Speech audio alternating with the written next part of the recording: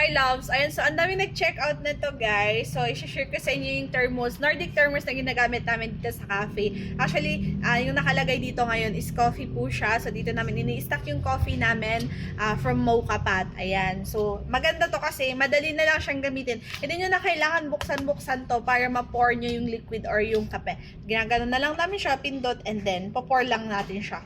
Ayan siya. Wait lang, sampulan ko kayo. Ayan siya.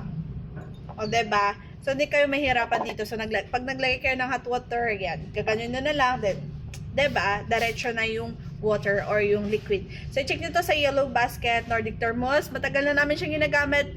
8 months na, mga loves. Actually, 8 months. Kasi, from the very start ng cafe namin, ito yung gamit namin. So, ayan, i-check nyo to sa Yellow Basket. Aesthetic to, guys. Ayan, meron siyang ibang colors. Sa akin kasi black.